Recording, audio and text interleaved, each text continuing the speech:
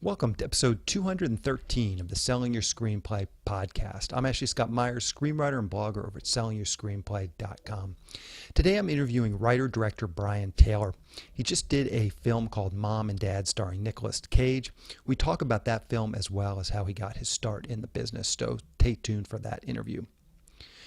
If you find this episode valuable, please help me out by giving me a review in iTunes or leaving a comment on YouTube or retweeting the podcast on Twitter or liking it on Facebook.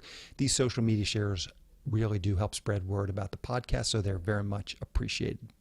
Any websites or links that I mention in the podcast can be found on my blog in the show notes. I also publish a transcript with every episode in case you'd rather read the show or look at something later on. You can find all the podcast show notes at www.sellingyourscreenplay.com/podcast, and then just look for episode number 213. If you want my free guide, How to Sell a Screenplay in 5 Weeks, you can pick that up by going to sellingyourscreenplay.com/guide. It's completely free. You just put in your email address and I'll send you a new lesson once per week for 5 weeks along with a bunch of bonus lessons. I'll teach the whole process of how to sell your screenplay in that guide. I'll teach you how to write a professional logline and query letter and how to find agents, managers, and producers who are looking for material. Really is everything you need to know to sell your screenplay. Just go to sellingyourscreenplay.com/guide. I just want to quickly mention the writers group that I'm in. We're always looking to add writers to the rotation. We meet every Tuesday at 7:15 p.m. or to around 10 p.m. in Sherman Oaks, California. It's right around where the 405 and the 101 freeways intersect. Here's how it works. Each week, 3 member writers put up around 25 pages of screenplay that they're currently working on. The pages are read on stage by professional actors in front of the other writers in the group, and then the listening writers give notes to the presenting writers. As a member writer, you'll be putting up pages roughly every 5 weeks. It's a great way to workshop your material, network with other talented actors and writers, and hone your critical thinking skills by giving notes to the other writers. This is a live, in-person event, so you need to live somewhere near Sherman Oaks, California to be able to attend weekly. If you're not in the Los Angeles area, perhaps consider starting a writers group of your own in your local city. Nearly every city has a film community, so it's just a matter of finding those people, reaching out to them and getting them organized. Places like Craigslist are a great way to just find those sorts of people. The one big stumbling block people have with this group is that you have to be committed to showing up nearly every Tuesday, even when you're not presenting pages, so that you can give notes to the other writers who are up. And then obviously those other writers, they're making a commitment as well, so they will be giving you notes on your pages when you present. If you'd like to learn more about the group, go to sellingyourscreenplay.com/writers group, and the word writers group is all lowercase and all one word, and I will of course link to it in the show notes. So now let's get into the main segment. Today I am interviewing writer-director Brian Taylor. Here is the interview. Welcome, Brian, to the Selling Your Screenplay podcast. I really appreciate you coming on the show with me today. My pleasure, sir. So to start out, maybe you can tell us a little bit about your background. Where did you grow up and how did you get interested in the entertainment business? Oh, wow. Well, I grew up in LA. I always knew I would do something like this. I couldn't really hold down a regular job or picture myself doing that. So I always knew I was going to be, in music or film or something like that. And what were some of the first steps that you took to turn this into a career? Well, at a certain point, I'd been trying to make it as a musician for a long time, with varying degrees of success, and with the idea that I'm gonna do music while I'm a young guy, and then when I get older, I'll get into movies, because music is sort of like a young man's game. So then, then at a certain point, Napster came along. Remember Napster? And I quickly saw the writing on the wall that business was going to be rough. It seemed to be, when that came along, it's pretty apparent that you were going to be working for free. Mm-hmm. So that kind of told me it was time to make that transition. So at that point, I didn't really know anything about the movie business. I just love movies. I thought the director was the guy that shot the film. I didn't know what a DP was. I just thought man, I mean, well, if the director doesn't shoot the movie, then what does he do? Right?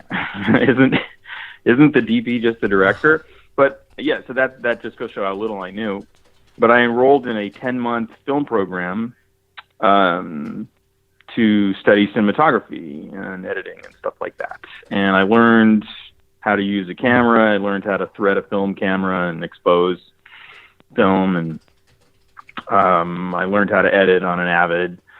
I taught myself how to build computers and made myself an Avid system at my house. And I got a hold of a video camera. And anyway, 10 months later, I was working as a cinematographer shooting little indie movies with an eye toward directing at some point. But then the directing part actually came along much quicker. So what happened is I met Mark, who became my directing partner back then, and he was an AC/operator at the time, and we both hit it off really well, and decided to, we pretty quickly realized that we were smarter than any of these first-time directors that a new cinematographer generally ends up working with. So we just became a directing team, and we signed with Radical Media as commercial directors. But all of this was sort of like a plan to eventually move into features. So getting to the subject of your podcast, or the focus of your podcast, when we were commercial directors, we were known for a certain very kinetic camera style, like just a way of shooting. So we were very visual guys, right? So when I came up for the idea of Crank, which was our first script, the idea of that was, I'm going to write something that we can sell to the town as we're the only guys who can direct this, because the movement and the feeling and the freneticism and is that a word? And the sort of kinetic quality of the movie that speaks directly to our camera work is sort of built fundamentally into the structure and concept of the movie. So that's where I sort of got the idea of, it's like a guy who's constantly moving, and if he slows down, he dies. He's like the bus in Speed, but a human, right? So that was so in that way, the concept of Crank was very specifically designed to enable us to do crazy camera stuff, and on another level, designed to attach us as directors to anybody who liked that script. It was a calculated move. And that was Yeah. No, that makes a lot of sense. And I'm curious, just to go back for a second, you said you signed with Radical Media as directors. How did you get that? Just in film school, did you guys shoot a bunch of music videos for free or commercials for free, so you had a reel by the time you got to Radical Media? Just, briefly, how did you kind of make that transition to actually getting representation? Yeah, well, we had a Canon XL1, which is like the prosumer video camera of the day. And we just went out and shot a bunch of stuff. Yep, I remember. Yeah, we just went out and shot a bunch of stuff ourselves. I see. And our reel cost us all of, basically $5. It cost us the cost of the tape, the DV tape that we used. Everything we shot was for free. We didn't do anything with any production value. We didn't try to do spec commercials there were people around us who were trying to do the same thing we were doing, and they were, spending $30,000 making spec commercials and stuff. Just thought that was ridiculous, So we just went out and shot a bunch of footage. We knew where to put the camera, we knew how to move it, we knew how to process it, and we knew how to cut it together and edit it in a way that was exciting. And we just created that our first reel from whole cloth. And okay. Yeah. And so let's go back to Crank for a second. How did you ultimately, so you write the script, you are getting some heat as commercial directors. At that point, did you just have enough connections to send out the script to your agent, and then your agent could get it to, various people? Maybe just walk us through quickly the process of actually selling that spec script. Right. Well, the first step was to get an agent. We didn't have a theatrical agent. We had commercial reps. So based on our commercial reel, which was cool looking, but not spectacular. We didn't have like, our reel did not look like, Mark Romanik's reel. You know what I'm saying? The reel was fine, but it was good enough. You know, the reel was fun enough, and we were interesting guys to talk to, and then we had this script. So we had the script. So based on those three things, we had our commercial production company set meetings for us with any agents that were interested, and so we met with CAA and UTA and WME, and they all had different pitches. And basically, we went with WME at the time because they were the ones that said we can get this movie made. You know, I think the CAA guys at the time were, you know, they were interested, and you know, they thought they could sell us, but they wanted us to do more. They were like, you know, we think you guys should make a short film, you know, maybe something that we could get into a festival, and maybe this and maybe that. And we were thinking, like, we don't want to make a short film. I mean, we have a feature script. Like, just make this. You know, we were all about skipping steps. Like, we want to do this fast. You know, we're not about wasting time. We don't want to do a short film. We don't want to send into festivals and stuff. We just want to make a feature. We've got a script. So the WME guys said, like, we can get this made. So we bought that hook, line, and sinker and said, well, great, then you're our guys. Of course, you know, it becomes a much longer process. But yeah, so once we got representation, you know, that script became our calling card all over town, and went to a lot of different places, and we got a lot of meetings. You know, we got a lot of. It's a super funny, ridiculous script, and there wasn't really anything like it at the time. So it became the kind of thing where we had a lot of meetings in a lot of places where we would come in, and the guys would say, you know, the script is it's so funny and it's so weird, and we wish we could make something like this. This is the kind of movie we always wish we could make. Of course we can't, but what else do you guys have? And the answer was like, well, we don't have anything. Like, this is a script. So there was a lot of meetings like that, but then all it takes is one yes, you know? And in this case, the guys at Lakeshore, you know, had enough brass to take it on and decide to make it. But even after that, the movie went through a lot of iterations. Like, the first version of Crank was set up through MTV Films at Paramount. It was Sean William Scott was going to be the main guy, and Misha Barton was going to be the girl, and we were going to shoot it in Canada for like $4 million. I mean, it was like a career ender. You know, like, there's just no way. Maybe it was a little more. Maybe it was like $6 million or something like that. But luckily, Sherry Lansing at Paramount, who was the top dog back then, at some point, finally the script crossed her desk, and she read it and said, like, this is ridiculous. We're not making this movie. And she pulled the plug on it about 2 months before we were supposed to go into production. If she hadn't done, you know, at the time we were really angry at Sherry for doing that, but in hindsight, she saved our careers. I mean, I'm so glad that she pulled the plug, because if we had made that version, oh my God. You know, there was just like, how are you going to make that movie for $6 million in Canada? It's just not work. And then, you know, so then it took a little more time, but finally it ended up at Lionsgate, and we were able to make it, and then that became the springboard to other things. But it all started with a script, is what I'm trying to say. It all started with a script, and a script that was written for a very specific purpose.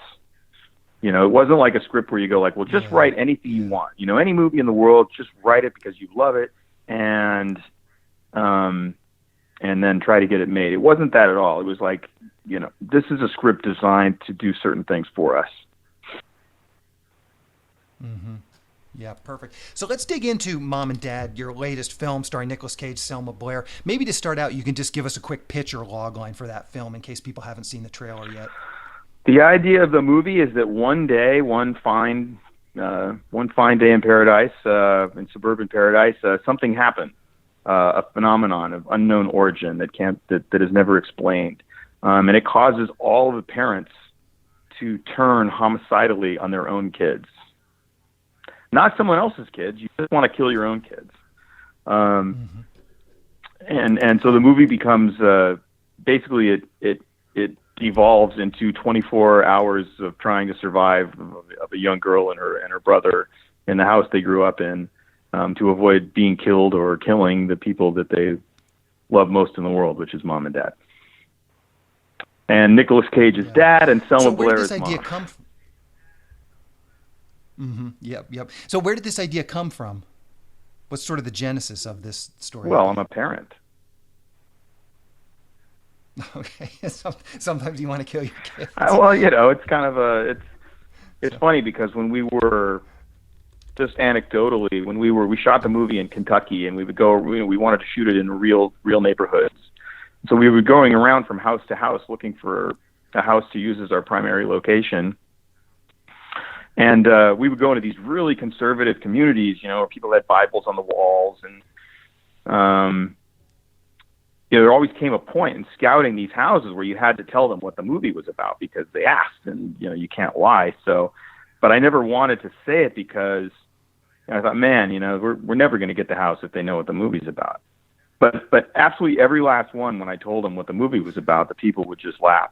They said, oh man, I'd see that movie. I huh. want to kill my kids every day. And then I realized, we were okay. Yeah, We were yeah. okay, even though the Hmm. idea seems dark, at first blush. It's done very satirically and cagily, no pun intended, Hmm. and Yeah. walks a line where it ends up being like a very fun kind of like roller coaster of a movie. Yeah, I'm curious. The two films we've talked about of yours, Crank and Mom and Dad, they're both very sort of high concept, hooky premises, and I'm curious how much you think that affects your, ability to get these movies made. Well, I think it affects it a lot. When you're doing a small movie, my feeling has always been when you're doing a small movie, you're trying to get attention in a sea of Star Warses and Avengerses. Concept Hmm. is really your friend. I mean, you really need to have an original concept that when people hear about it sparks something. Um, The Purge is a great example of that. I don't know how great a movie The Purge is. I don't know Hmm. how well executed that movie is.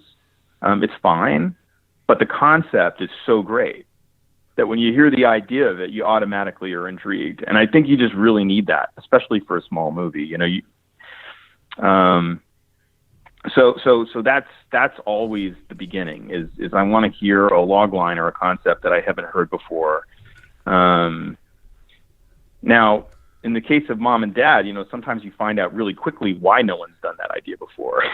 So because it can be a problematic or a dangerous idea, that makes it actually harder to get made in a certain way. So Mom and Dad was a movie that definitely the hook, while one of the big appeals of the movie, is also something that makes it really hard to get made. My agents were terrified of the hook, and certainly most production companies hear the hook and they're like, that's awful. I mean, and what I kept getting all the time was, I'm a parent. I'm a parent. I can't make this movie. And I said, Hmm. like, all of us are fucking parents. Like, I'm a parent. Nick Cage is a parent. Selma Blair is a parent. It's like, fuck you. It's like, Hmm. it's not about whether or not you're a parent. Like, being a parent just means you can relate to the angst and anxiety of the characters in the movie. But I mean, read it. It's funny. It's silly. We're not sitting out there like, like wasting kids left and right. It's not that kind of movie. I don't think it's like a vicious or mean spirited movie. I think it's just Yeah, yeah. it's an So absurd premise that allows us to do interesting things with satire. So maybe you can just tell us what the release schedule is going to be like for this film. Do you know when it's going to be released and how it's going to be released?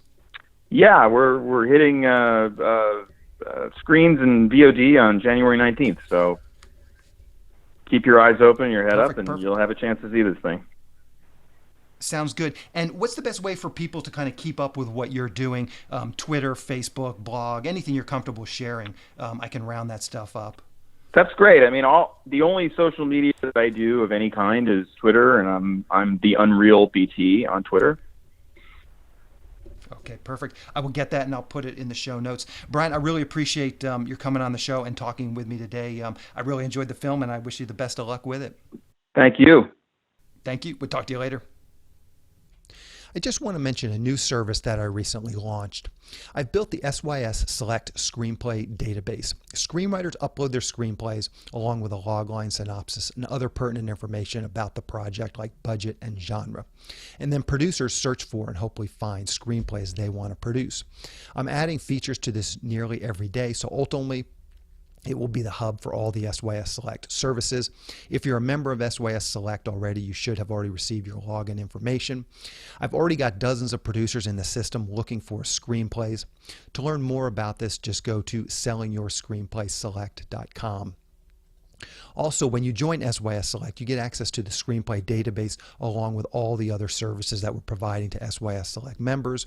Those services include a monthly newsletter that goes out to our list of over 400 producers who are actively seeking writers and screenplays. Each SYS Select member can pitch one screenplay per month in this newsletter. Screenwriting leads. We also have partnered with one of the premier paid screenwriting leads sites, so I can syndicate their leads to SYS Select members. There are lots of great paid leads coming in each week from our partner. Recently, I've been getting 5 to 10 high-quality paid leads per week. These are producers and production companies who are actively looking to buy material or who are looking to hire a screenwriter for a specific project. If you sign up for SYS Select, you'll get these leads emailed directly to you several times per week. These leads run the gamut from production companies looking for a specific type of spec script to producers looking to hire a screenwriter to write up one of their ideas or properties. Producers are looking for shorts, features, TV and web series pilots. It's a huge array of different types of projects that these producers are looking for, and these leads are, of course, exclusive to our partner and to SYS Select members. Also, you get access to the SYS Select forum, where we will help you with your logline and query letter and answer any screenwriting-related questions that you might have. Also in the forum, all your recorded screenwriting classes that I've done. Also in the forum are all the recorded screenwriting classes that I've done over the years. So you'll have access to all those as well. You can learn more about the classes by going to sellingyourscreenplay.com/online-classes. And of course, I will link to that in the show notes as well. Once again, if all of this sounds like something you might like to learn more about or potentially join, please go to sellingyourscreenplayselect.com. Again, that's sellingyourscreenplayselect.com. On the next episode of the podcast, I'm going to be interviewing writer-director Stephen Coogan. He just did a film called Dance Baby Dance. It's another great story of a writer just going out there and making things happen for himself. We talk a lot about that project, how he brought it all together. He wrote it, directed it, produced it, and from top to bottom. And we really dig into that and go into the details of how that project came together. So keep an eye out for that episode next week. Anyway, that's the show. Thank you for listening.